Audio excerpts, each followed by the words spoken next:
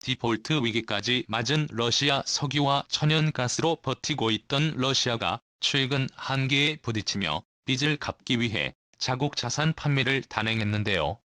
푸틴은 한국에게 가장 먼저 최고의 제안을 건넸다고 합니다. 사할린 섬을 한국이 가질 수 있게 제안했다고 하는데요. 전쟁이 준 역대급 기에 한국 정부는 복잡한 고민에 휩싸인 상황. 대체 어떻게 된 일인지 지금부터 자세하게 설명해 드리겠습니다. 푸틴의 입에서 한국이 등장했습니다. 바로 사할린과 관련해 그가 입을 연 것인데요. 사할린 사업과 관련해 일본의 개입을 막은 그가 일본 대신 사업권을 판매할 국가로 한국을 거론한 것이죠.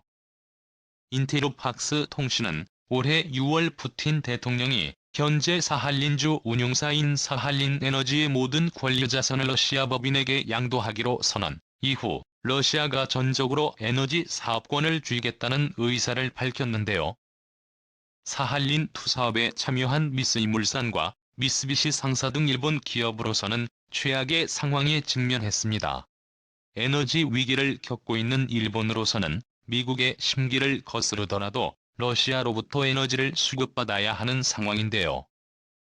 사할린주는 천연가스 자원을 안정적으로 공급받을 수 있는 장소로 현 일본 에너지 위기를 해결할 거의 유일한 수단입니다. 그런데 이곳의 원리를 러시아에게 눈뜨고 빼앗겨버린 것인데요. 날이 갈수록 갈등의 골이 깊어지는 일본, 러시아. 이 두 국가의 대결이 이제는 자원까지 데려온 것입니다. 원칙적으로 일본이 지분을 인정받고 러시아에게서 유전을 받기 위해 러시아의 허락이 필요한 상황. 푸틴 대통령이 노린 점이 바로 이 지점이죠. 쿠릴 열도를 비롯해 미국의 편에서 러시아를 압박하는 일본을 향해 푸틴은 믿을 수 없는 야만인인 일본을 싫어했습니다. 특히 우크라이나 러시아 전쟁을 틈타 쿠릴 열도의 소유권을 잽싸게 주장한 일본의 태도에 외무성에서 특별 담화까지 하며 일본의 주장에 대해 절대 인정할 수 없다는 성명까지 낼 정도였죠. 가운데 에너지 문제가 전 세계를 강타하며 일본 역시 에너지 문제에 있어서 예외가 아니라는 것을 알게 된 푸틴은 일본에게 제대로 보복할 기회를 붙잡을 것입니다. 러시아의 한방에 일본은 다급하게 화해 제스처를 보냈죠.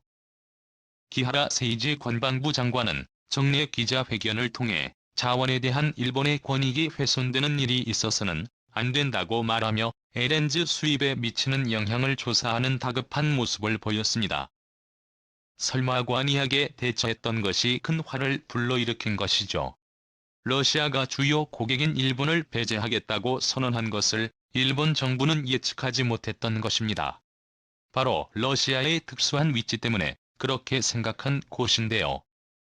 현재 미국으로부터 강한 제재를 받고 있는 러시아는 석유를 판매하려면 특정 국가들 외 판매가 불가능합니다. 러시아와 오랜 동맹 관계를 유지하고 있는 중국이나 북한 혹은 미국의 눈치를 보지 않고 독자적으로 행동할 수 있는 인도나 이미 러시아에 투자를 내 민간 차원에서 자원을 수급할 수 있는 일본 정도가 예외적인 경우였죠. 특히 전쟁으로 인해 자금줄이 메마른 러시아가 주요 국경인 일본을 거부하면서까지 강경하게 나올 줄을 몰랐던 것이죠. 한편 러시아는 생각지도 못한 석유 수요에 대박이 난 상황입니다. 러시아 석유를 이용하지 못한 국가들이 러시아보다 더 위기 상황에 빠지면서 더 비싼 값에도 불구하고 러시아 소들 의사들이 이러한 움직임을 보인 것입니다. 미국이 러시아의 석유 거래를 금지한 것이 오히려 러시아의 석유 가치를 상승시키는 결과를 초래한 것이죠. 덕분에 예외적인 경우가 아니더라도 러시아 소비를 원하는 많은 국가들이 러시아와 접촉몰래 거래를 하는 상황입니다. 따라서 자금 융통에 어려움이 없는 러시아는 일본을 배제해 사업에 있어 주도권을 가지고 자신에게 반응한 일본을 상대로 당당하게 제재를 할 수 있게 된 것입니다. 하지만 러시아의 당당함은 오래가지 못했습니다. 바로 G7이 러시아의 약점을 파고들고 치명적인 정책을 발표했기 때문인데요. 바로 석유 상한가제를 도입하면서 러시아의 약점을 공략한 것입니다. 실제로 러시아가 에너지 수출을 통해 벌어들인 돈은 어마어마한데요. 우크라이나 전쟁을 치르면서 동시에 일본 근해로 함대를 배치, 동시에 병력을 운용할 정도로 러시아는 여유가 있는 상황이죠. 최근 핀란드에서 발견한 보고서를 통해 얼마나 버는지 공개되었습니다.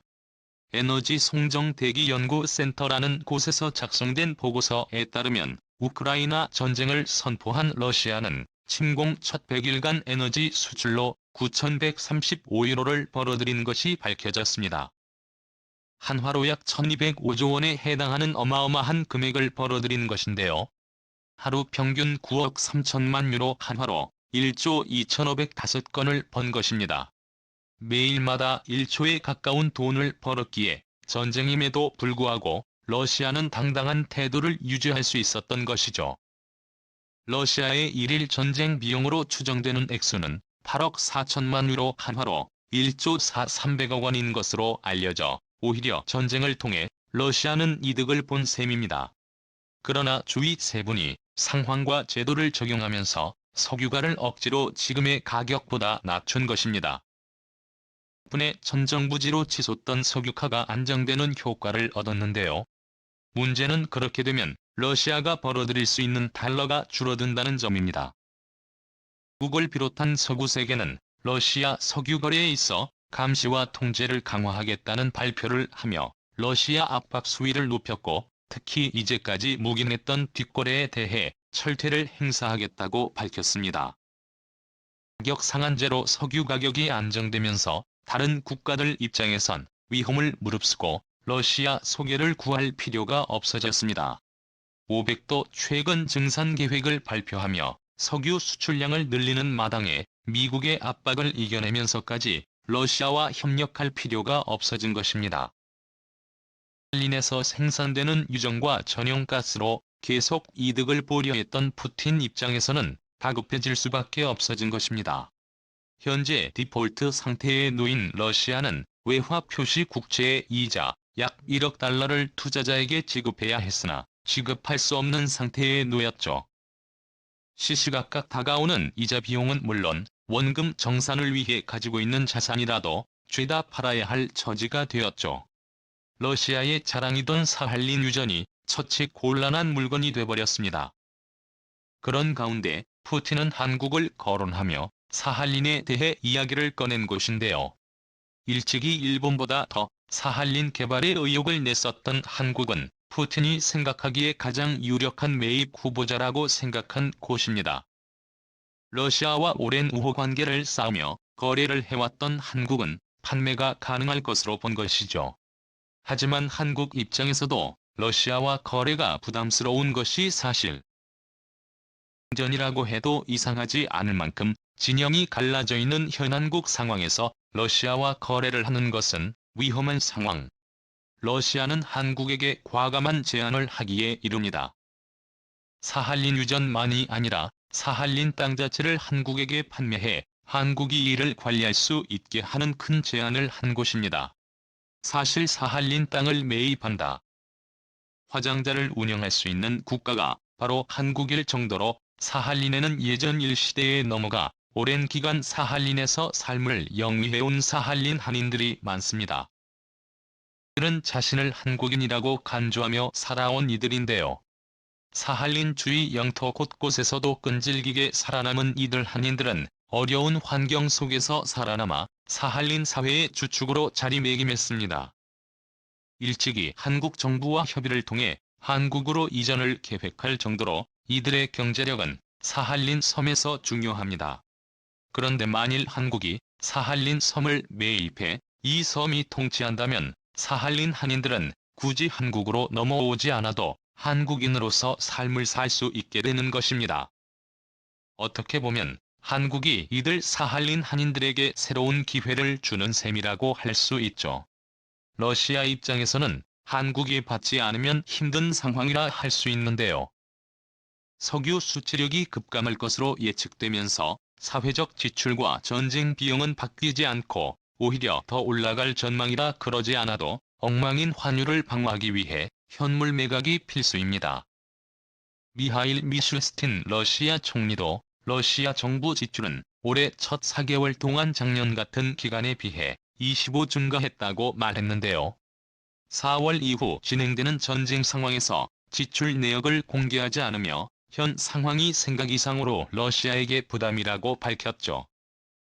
러시아 국내 생산량도 감소하면서 내수 경기도 얼어붙고 있죠. 러시아 통계청에 따르면 56월 제조업 생산은 연속 감소를 기록했으며 특히 자동차 생산을 비롯한 러시아 수출품의 경우 급격한 하락세를 맞으며 회생 불능 수준까지 도달했죠. 한국은 고민에 휩싸일 수밖에 없는데요.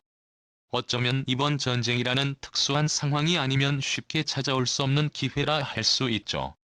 미국과의 관계를 강화하는 가운데 한국에게 찾아온 뜻밖이기에 황금 같은 기회에 직면한 우리 정부의 선택만이 남아있는데요. 정부가 올바른 선택을 하길 바라며 한국에게 찾아온 대규모 영토미 자원 획득 기회가 헛되이 사라지지 않기를 기원해 보겠습니다. 시청해주셔서 감사합니다.